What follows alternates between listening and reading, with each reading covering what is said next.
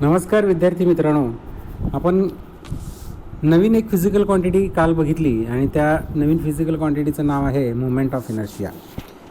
हे पहा, लिनियर मोशनमध्ये आपण मासवरून इनर्शिया मोजतो. म्हणजे त्या वस्तूचा इनर्शिया हा मासवर अवलंबून आहे. जर मास जास्त असेल तर इनर्शिया जास्त, हे आपल्याला माहिती आहे. मग आपण रोटेशनल मोशनमध्ये अशी कुठली फिजिकल क्वांटिटी आहे की ज्याच्यावर इनर्शिया अवलंबून आहे, आणि त्याचं नाव आपण काल पाहिलं मुवमेंट ऑफ इनर्शिया. म्हणजे मुवमेंट ऑफ इनर्शिया जर जास्त असेल तर इनर्शिया जास्त, आणि मुवमेंट ऑफ इनर्शिया जर कमी असेल तर इनर्शिया कमी, हे आपण काल पाहिलं. आणि नंतर आपण मुवमेंट ऑफ इनर्शियाची डेफिनेशन पण बघितली, त्याचा फॉर्म्युला बघितला. I = m1r1² + m2r2² plus plus plus plus mn/rn², आणि I त्याला आपण शॉर्टमध्ये लिहिलं summation of mi/ri². I changes from 1 to n. आणि हा जो फॉर्म्युला आहे मुवमेंट ऑफ इनर्शिया आयचा, याच्यावरून आपण डेफिनेशन केली. Moment of inertia of a body about a given axis of rotation is defined as the sum of the product of mass of each particle of body and square of its perpendicular distance from axis of rotation. आणि जर समजा त्या ठिकाणी असे particles नसतील, rigid body जर असेल, rigid body असल्यामुळं काय होतं, तिथं मास कंटिन्युअस डिस्ट्रीब्यूट झालेलं असतं, त्यावेळेस हा फॉर्म्युला आपण बदलला आहे. इथं समेशनच्या जागी आपण इंटिग्रेशन घेतलेलं आहे, आणि dm/r² असा तो फॉर्म्युला आपण लिहिला. dm म्हणजे mass of small element, r² म्हणजे त्याचं परपेंडिक्युलर डिस्टन्स ॲक्सिस ऑफ रोटेशनपासून. तर हे तुम्ही काल अभ्यासलं असेल, ही डेफिनेशन तुम्हाला आता पाठ झाली असेल, त्याचा सराव तुम्ही केला असेल असं आपण समजूया. तर आपण आता ह्या डेफिनेशन आणि ह्या सगळ्या अभ्यासावरनं आपल्या एक लक्षात आलं की हा जो मुवमेंट ऑफ इनर्शिया आहे, हा मुवमेंट ऑफ इनर्शिया तो कशावर अवलंबून आहे. तर आता इथं आपल्याला पुढचा अभ्यास त्याचा इथं करता येईल. The factors on which movement of inertia depends. तर पहिला फॅक्टर कुठला आहे पहा, movement of inertia depends upon mass size and shape of the body. म्हणजे ती जी वस्तू आहे त्या वस्तूचं मास जास्त तर मुवमेंट ऑफ इनर्शिया जास्त, कारण तो फॉर्म्युलाच आहे आपला I = समेशन ऑफ m/r². तर इथं मास असल्यामुळं मासवर डिपेंड आहे. आता हा r² हा जो फॅक्टर आहे तो काय दर्शवतो, distribution of mass from axis of rotation. त्या ॲक्सिसपासून किती दूरवर मास पसरलेला आहे, किती दूरवर मास डिस्ट्रीब्यूट झालेला आहे. जास्त मास डिस्ट्रीब्यूट झालं असेल तर r² व्हॅल्यू जास्त असेल, आणि मुवमेंट ऑफ इनर्शिया त्याच्यामुळे जास्त असेल. आणि तिसरा जो पॉईंट आहे तो आहे position and orientation of axis of rotation. म्हणजे ॲक्सिस ऑफ रोटेशन चेंज केला की मुवमेंट ऑफ इनर्शिया बदलतो, तसं आपण काल पाहिलं. म्हणजे इथं आता थोडक्यात 3 पॉईंट आहेत, mass of body, distribution of mass from axis of rotation, आणि position and orientation of axis of rotation. अशा प्रकारे 3 पॉईंट्सवर मुवमेंट ऑफ इनर्शिया डिपेंड आहे. याच्यानंतर आपण इथं 3 डेरिवेशन बघणार आहोत. ते कुठले, पहिलं कायनेटिक एनर्जी, दुसरं आहे टॉर्क, आणि तिसरं आहे अँग्युलर मोमेंटम. आज आपण हे 2च बघूयात, कायनेटिक एनर्जी आणि टॉर्क हे 2 डेरिवेशन बघूयात, आणि उद्या आपण बघूया अँग्युलर मोमेंटमचं डेरिवेशन. आता कायनेटिक एनर्जीचं डेरिवेशन बघत असताना फक्त 2 स्टेप्स तुम्हाला या ठिकाणी डेरिवेशनमध्ये आहेत, आणि 3 वाक्य तुम्हाला फक्त लिहायचे. 3 वाक्य आणि मॅथमॅटिकल स्टेप्स फक्त 2. फार सोपं आहे. हे पहा, अशा प्रकारची एक आकृती पहिल्यांदा काढायची, एक रिजिड बॉडी काढायची अशी, आणि ती ओमेगा इतक्या अँग्युलर व्हेलॉसिटीनं या अक्षाभोवती अशी फिरते आहे.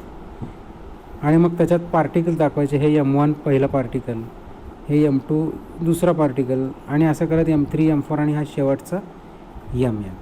अशा प्रकारे ही आकृती काढायची, आणि प्रत्येक पार्टिकलचं मास इथं डिस्टन्स दाखवायचं. डिस्टन्स r1, r2, r3, आणि हे शेवटचं rn.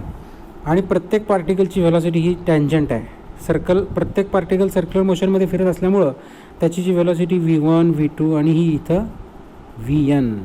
मग अशा प्रकारे ही डायग्रॅम काढून झाल्यानंतर तुम्हाला इथं हे 3 वाक्य कुठली लिहायचे आहेत पहा. Consider a body rotating with uniform angular velocity omega about an axis of rotation.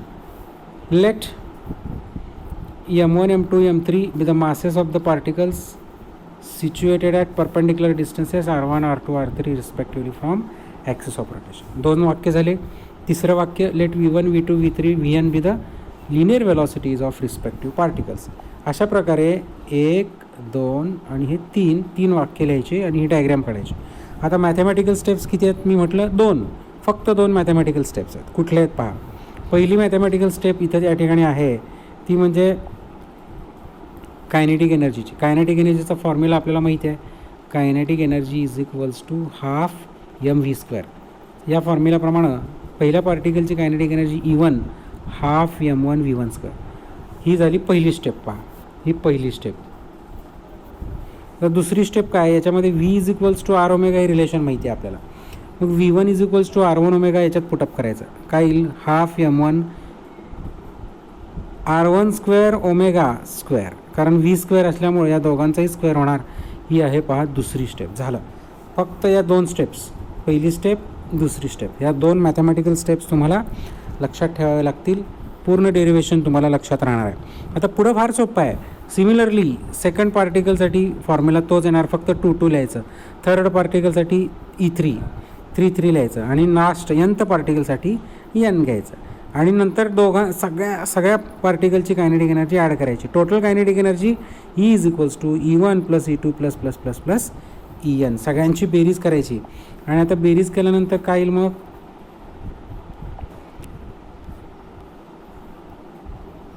हे पहा, टोटल कायनेटिक एनर्जी, पहिल्या पार्टिकलची एनर्जी प्लस दुसरा प्लस प्लस प्लस तिसरा, असं करत सगळं. आणि काय कॉमन निघणार?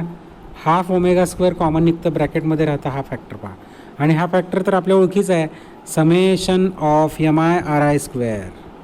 त्यालाच आपण काय म्हटलं आहे? आय.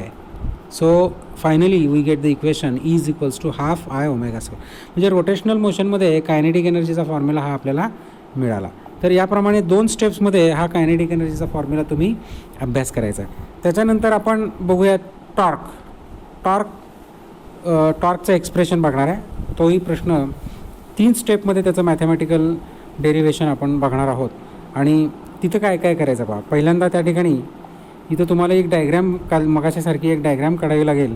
आणि ती डायग्रॅम सेम तशीच आहे, फारसा काय डिफरन्स नाही आहे. हे पहा, अशी एक रिजिड बॉडी काढायची आणि ती बॉडी अशी फिरते, युनिफॉर्म अँग्युलर ॲक्सेलरेशन अल्फा. आणि हा आहे ॲक्सिस ऑफ रोटेशन, की ज्या ॲक्सिस ऑफ रोटेशन भोवती ती वस्तू फिरते.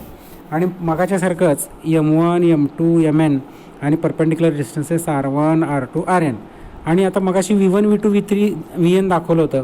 आता इथं फक्त बदल एक काय करायचं आहे, या ठिकाणी इथं F1, हे F2 आणि हे Fn, म्हणजे force acting on respective particles असं त्या ठिकाणी मेन्शन करायचं आहे. आता 2च वाक्य या ठिकाणी कुठले लिहायचे आहेत पहा. पहिलं वाक्य लिहायचं आहे, consider a rigid body rotating with uniform angular acceleration about an axis passing through point O and perpendicular to its plane of figure. हे पहिलं वाक्य. दुसरं, let M1, M2, M3 be the masses of respective particles situated at perpendicular distances R1, R2, R3 respectively.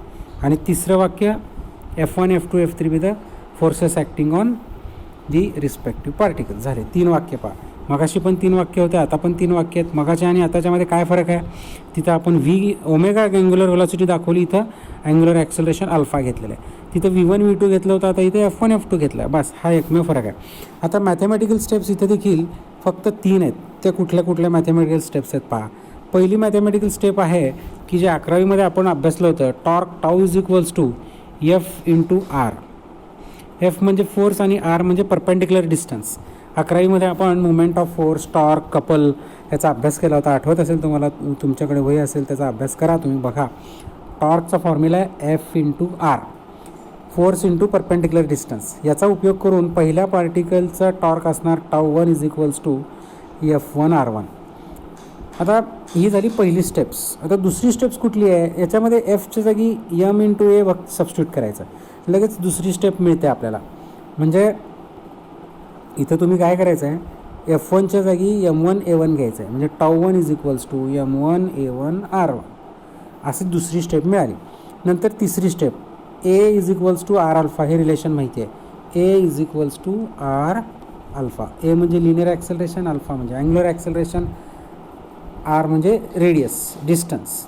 मग आता A1 is equals to R1 alpha असं घ्यायचं या ठिकाणी. टाऊ1 is equals to M1 R1 alpha आणि हे R1 ॲज इट इज. म्हणजे काय मिळालं, τ1 is equals to m1 R1 square alpha. म्हणजे आपल्याला 3 कुठल्या मॅथमॅटिकल स्टेप्स परत एकदा बघा. τ1 is equals to F1 R1, त्याच्यामध्ये एच्या जागी एफच्या जागी m इंटू ए घेतलं, τ1 is equals to m1 A1 R1 मिळालं. 2 स्टेप झाले. ही पहिली स्टेप, ही दुसरी स्टेप. तिसरी स्टेप कुठली, A is equals to R alpha, A1 is equals to R1 alpha घ्यायचा आहे. आणि तिसरी स्टेप मिळाली τ1 is equals to m1 R1 square alpha. अशा प्रकारे फक्त 3 स्टेप्स. मग नंतर पुढं काय, पुढं फार सोपं आहे. सिमिलरली म्हणायचं आणि τ2 τ3 τn सगळ्यांची बेरीज करायची, टोटल टॉर्क काढायचा आणि मग अल्फा कॉमन निघेल. अल्फा कॉमन काढला की मग तिथं आपल्याला ब्रॅकेटमध्ये काय राहील, ब्रॅकेटमध्ये हे राहील पहा, की जे आपण मागच्या वेळेस बघितलं होतं आय आणि अल्फा ब्रॅकेटच्या बाहेर. हा ब्रॅकेट म्हणजे समेशन ऑफ MI स्क्वेअर आणि त्याला आपण काय म्हटलं आहे, मुमेंट ऑफ इनर्शिया आय. अशा प्रकारे फायनली आपल्याला फॉर्म्युला मिळाला τ is equals to I into alpha. हे मॅथमॅटिकल स्टेप्स 3 लक्षात ठेवून हे टॉर्कचे डेरिव्हेशन अभ्यास करा आणि 2 मॅथमॅटिकल स्टेप असलेलं कायनेटिक एनर्जीचं एक्सप्रेशन त्याचा अभ्यास करा.